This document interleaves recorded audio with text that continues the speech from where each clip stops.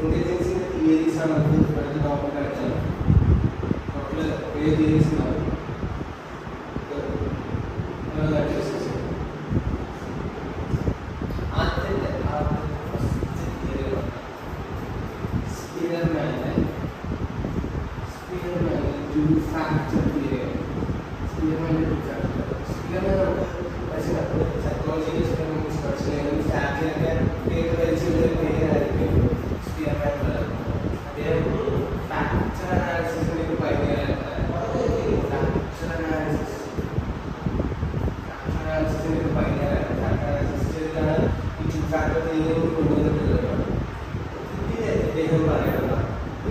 ഇന്റലിജൻസിനെ അദ്ദേഹം 2 പാർട്ടായി ഡിവൈഡ് ചെയ്തു.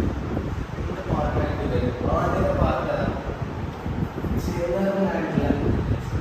ജനറലായിട്ട് എല്ലാ ഒരാളുടെ ഇന്റലിജൻസ് ഉപയോഗിക്കുന്നതിൽ എല്ലാ ആസ്പെക്റ്റും കാണാൻ കഴിയുന്ന ഇന്റലിജൻസ്.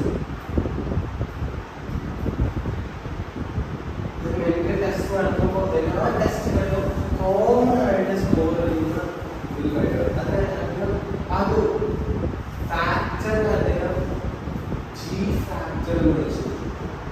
ജി ഫാക്ടർ ജനറലിന്റെ ജി ഫാക്ടർ ഇതെന്താണ്? ഇത് ഇനേറ്റ് ആയിട്ടുള്ള സംഭവമാണ്. ഇത് ഇനേറ്റ് ആയിട്ടുള്ള കപ്പാസിറ്റിയാണ്. ജനറൽ ആയിട്ട് എല്ലാ ആസ്പെക്റ്റിലും കാണുന്ന ഒരു ഇന്റലിജൻസ് ആണ്. അടുത്ത പാർട്ടാണ് സ്പെസിഫിക് ഇന്റലിജൻസ്.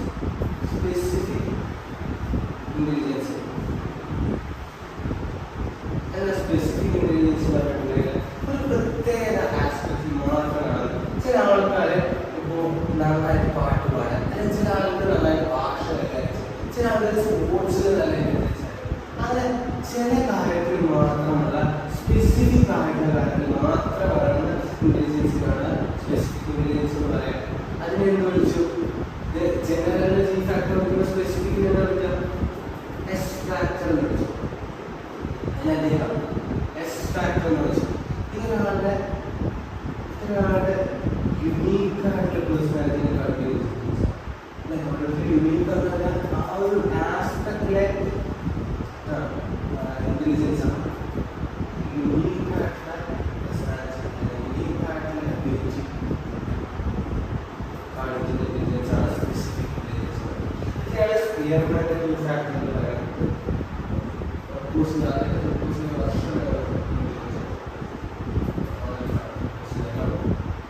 ഏർലിയസ്റ്റ് ആയിട്ടുള്ള ആദ്യ കാലഘട്ടങ്ങളിൽ വന്നിട്ടുള്ള ഇന്റലിജൻസ് പറയാം. രണ്ടാമത്തെ ഇന്റലിജൻസിന്റെ തിയറിയാണ് റെയ്മണ്ട് കെറ്റലിന്റെ ഫ്ലൂയിഡ് വേഴ്സസ്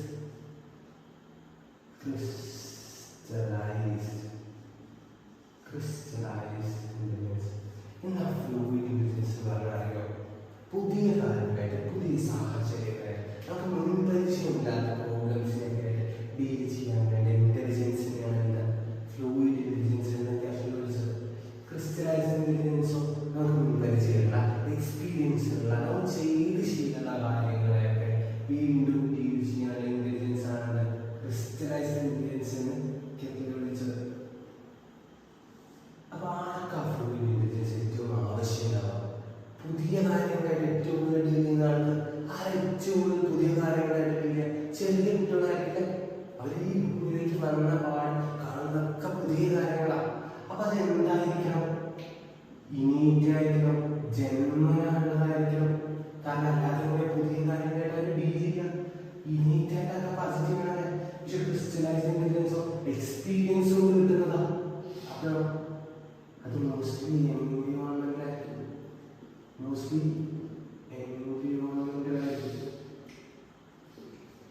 പിന്നെ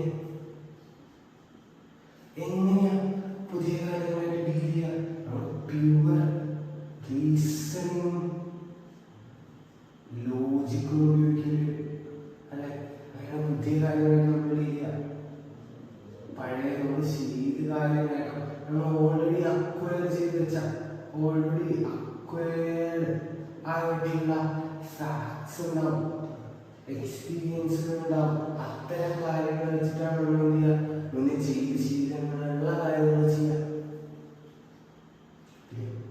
ഇതിനെ സപ്പോർട്ട് ചെയ്യുന്ന കാര്യങ്ങൾ വിളിക്കാം, സപ്പോർട്ട് ചെയ്യുന്ന കാര്യങ്ങൾ വിളിക്കാം അറ്റൻഷൻ. പിന്നെ സ്ട്രോങ് വർക്കിംഗ് മെമ്മറി. ഈ രണ്ട് കാര്യത്തിനും ഡിപ്പെൻഡ് ചെയ്തുകൊണ്ടാണ് ഫ്ലൂയിഡ് ഇന്റലിജൻസിന്. പക്ഷെ ക്രിസ്റ്റലൈസ്ഡ് ഇന്റലിജൻസോ പഴയ ചെയ്ത കാര്യങ്ങളുടെ ഓർമ്മയാണ്. ലോങ് ടേം മെമ്മറിക്കാണ് പ്രാധാന്യം. ലോങ് ടേം മെമ്മറിക്കാണ് ക്രിസ്റ്റലൈസ്ഡ് ഇന്റലിജൻസിൽ പ്രാധാന്യം. ക്രിസ്റ്റലൈസ്ഡ് ഫ്ലൂയിഡ് ഇന്റലിജൻസ് എങ്ങനെ അഡോളസൻസ് വരെ കൂടും. അത് കഴിഞ്ഞ് എങ്ങനെ പറയാനുള്ളത് അഡോളസൻസ് വരെ കൂടിയിട്ട് പിന്നെ പറയാനുള്ളത് ഡീറ്റോളസൻസ് വരെ ഏർലി അഡൽട്ട്ഹുഡ് വരെ കൂടാക്കണം. പിന്നെ ക്രിസ്റ്റലൈസ്ഡ് ഇന്റലിജൻസ് എങ്ങനെയായിരിക്കും? നമ്മൾ കുറച്ചും കൂടി പ്രായം കൂടുന്തോറും നമ്മുടെ ചെയ്ത് പരിചയവും എക്സ്പീരിയൻസും ഒക്കെ കൂടുതലായിരിക്കും. അപ്പൊ കുറച്ചും കൂടി കാലം കഴിഞ്ഞിട്ടാണ് എന്താ പറയാ ക്രിസ്റ്റലൈസ്ഡ് ഇന്റലിജൻസിലേക്ക് എത്തുക. പിന്നെ നമ്മൾ പറയും ഇത് എന്താ പറയാ ഇതിപ്പോ ഒരു അഡോളസൻസ് ആണെന്ന് വെച്ചാൽ ഇത് അഡോളസൻസ് കഴിഞ്ഞ് ഒരു മിഡിൽ ഏജിലൊക്കെ എത്തുമ്പോഴായിരിക്കും ക്രിസ്റ്റലൈസ്ഡ് ഇന്റലിജൻസ് ഫീൽ ചെയ്യുന്നുണ്ടാവും. അപ്പൊ ഇതാണ് കെറ്റലിന്റെ fluid versus crystallized intelligence.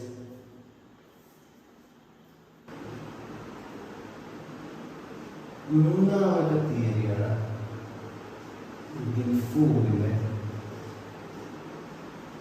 Structure of intellect. Structure of intellect model. Structure of intellect model. Factor analysis. Factor analysis എന്തായാലും നമ്മൾ ഇത് മുന്നേ പറഞ്ഞു. സ്പിയർമാൻ്റെ ടു ഫാക്ടർ തിയറിയിൽ പറഞ്ഞു ഫാക്ടർ അനാലിസിസ്. ഇതിനെ 3-dimensional 3D മോഡൽ എന്ന് പറയും. എന്തുകൊണ്ട് അതിന് 3D മോഡൽ പറയുന്നത് നോക്കാം. ബിഫോർ സ്ട്രക്ചർ ഓഫ് ഇന്റലക്റ്റിൽ എന്താ ചെയ്യുന്നതെന്ന് വെച്ചാൽ ഇന്റലിജൻസിന് 3 ഡയമെൻഷനിലേക്ക് തരംതിരിച്ചു. ഏതാ ആദ്യത്തെ ഡയമെൻഷൻ? ഓപ്പറേഷൻസ്. എന്താ ഓപ്പറേഷൻസ്?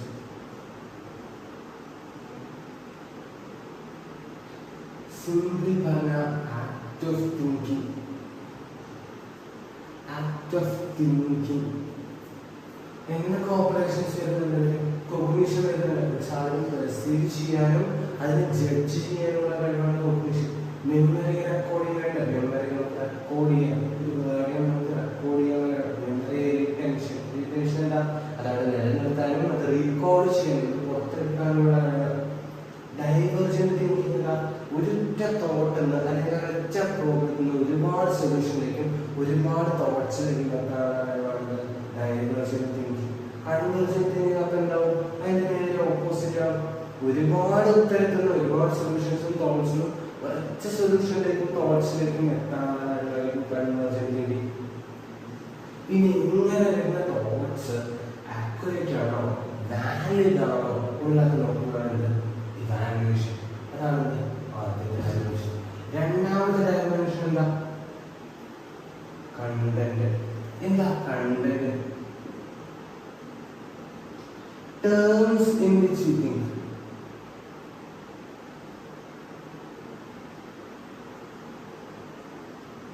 ചിന്തിക്കുന്ന ഭാഷ ഏത് രീതിയിലാണ് അല്ലെങ്കിൽ എന്തിന്റെ അടിസ്ഥാനത്തിലാണ് നമ്മൾ ചിന്തിക്കുന്നത്?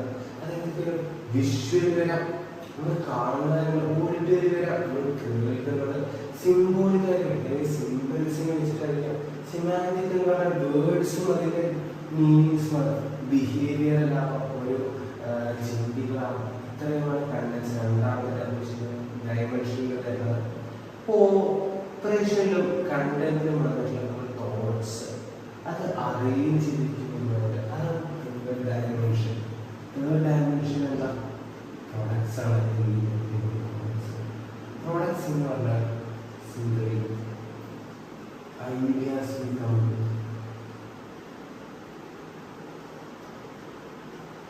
അങ്ങനെ വരുന്ന നോളേജ് ഓരോ യൂണിറ്റാണ്. ആ യൂണിറ്റിനെ കൂട്ടിയിട്ട് നമ്മൾ ക്ലാസ്സസ് ആക്കും. ആ യൂണിറ്റിൽ നമ്മളുടെ റിലേഷൻ അല്ലെങ്കിൽ ലിങ്ക്, നമുക്ക് റിലേഷൻസ് ഉണ്ടാക്കും. അങ്ങനെ ഒരുപാട് റിലേഷൻസ് ആകുമ്പോൾ ഒരു നെറ്റ്വർക്ക് ആകുമ്പോൾ അവിടെ സിസ്റ്റം ഉണ്ടാകും. പിന്നെ ഓരോ ഐഡിയാസും അത് ശരിയല്ല തെറ്റല്ല, പക്ഷെ മാറ്റം വരുന്നവരാണ്, മാറ്റം വരുന്ന ട്രാൻസ്ഫോർമേഷൻ സംഭവിക്കുന്നു. അതിൻ്റെ കോംപ്ലിക്കേഷൻസ് അല്ലെങ്കിൽ അതിൻ്റെ കോൺസിക്വൻസിനെ കുറിച്ച് ആലോചിക്കുമ്പോൾ പരിഗണിക്കുമ്പോൾ ഇംപ്ലിക്കേഷൻസിനെ കുറിച്ച് ബോധനാകണം. ഇതുപോലെ കണ്ട് യൂണിറ്റ്സ് ക്ലാസ്സിലാവും, ക്ലാസ്സിൽ റിലേഷൻസ് ഉണ്ടാകുന്നു, റിലേഷൻസിൻ്റെ സിസ്റ്റം ഉണ്ടാവും. അങ്ങനെ ഇൻക്രീസിങ് കോംപ്ലക്സിറ്റി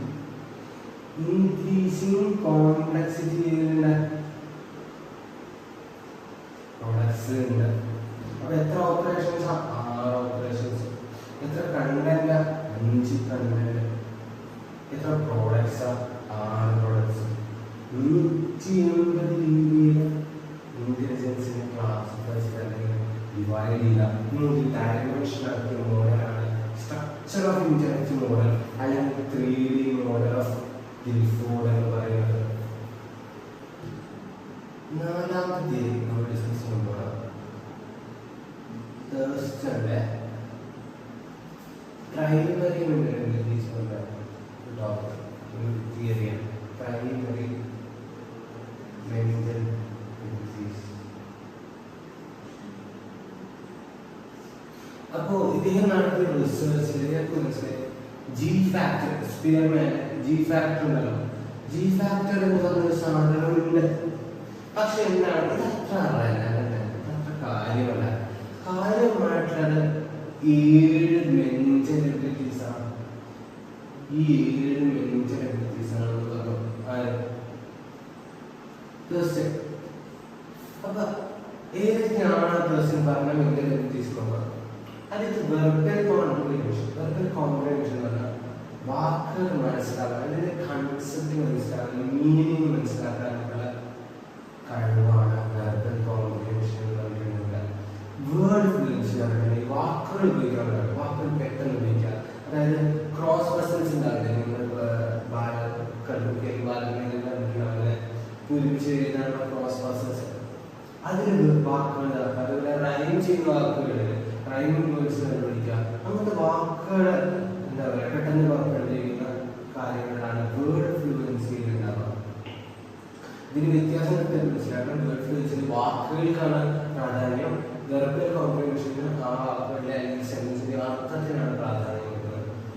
പിന്നെ 3ാമത്തെ numerical ability. Numerical ability numerical എന്ന പേര് പറയുന്ന പോലെ തന്നെ നമ്പേഴ്സുമായി റിലേറ്റഡ് ആണ്. മാത്തമാറ്റിക്കൽ അല്ല, നമ്പേഴ്സ് റിലേറ്റഡ് ആയിട്ടുള്ള കാര്യങ്ങൾ മനസ്സിലാക്കാനുള്ള എബിലിറ്റിയാണ് ന്യൂമറിക്കൽ എബിലിറ്റി എന്ന് പറയുന്നത്. പിന്നെ സ്പേഷ്യൽ വിഷ്വലൈസേഷൻ, സ്പേസിലുള്ള സാധനത്തിന്റെ പാറ്റേൺ മനസ്സിലാക്കാൻ, അതിന്റെ ഫോം ഒക്കെ മനസ്സിലാക്കാൻ, മാനിപ്പുലേറ്റ് ചെയ്യാൻ കഴിവാണ് spatial visualisation. Perception speed, perceive നമ്മൾ ഒരു കാര്യത്തിന് സിമിലാരിറ്റി, ഡിഫറൻസ് ഒക്കെ മനസ്സിലാക്കില്ലേ. ആ മനസ്സിലാക്കുന്നതിന് സ്പീഡും അതിന്റെ ആക്യുറസി എത്രത്തോളം കറക്റ്റായിട്ട് നമുക്ക് മനസ്സിലാക്കുകയാണ്, പെർസീവ് ചെയ്യാൻ കഴിയുന്നതാണ് പെർസെപ്ഷൻ സ്പീഡ് എന്ന് പറയുന്നത്. പിന്നെ അടുത്തതാണ് മെമ്മറി. മെമ്മറി എന്ന് പറഞ്ഞാൽ നമുക്ക് റീകോൾ ചെയ്യാൻ, നമ്മൾ ഓർമ്മിച്ച് വെച്ചിട്ടാണ് അല്ലെങ്കിൽ നമ്മൾ എന്താ പറയുക പഠിച്ചതാണ് റീകോൾ ചെയ്യാൻ, റീപ്രൊഡ്യൂസ് ചെയ്യാൻ, നമ്മൾ പുറത്തെടുക്കാൻ കഴിയുന്നുണ്ടോ എന്നുള്ളതാണ് മെമ്മറിയിൽ പറയുന്നത്.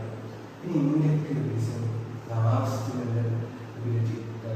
ഇൻഡക്റ്റീവ് റീസണിംഗ് എന്ന് പറഞ്ഞിട്ടുണ്ടെങ്കിൽ ഗിവൻ ഇൻഫർമേഷൻ, നമ്മുടെ കുറച്ച് ഇൻഫർമേഷൻ ഉണ്ട്, അതിന് ജനറൽ ആയിട്ടുള്ള ഐഡിയ, ജനറൽ ആയിട്ടുള്ള പാറ്റേൺ കണ്ടുപിടിക്കാൻ കഴിവുണ്ടോ എന്നുള്ളതാണ് ഇൻഡക്റ്റീവ് റീസണിംഗ് എന്നുള്ളത് പറയുന്നത്.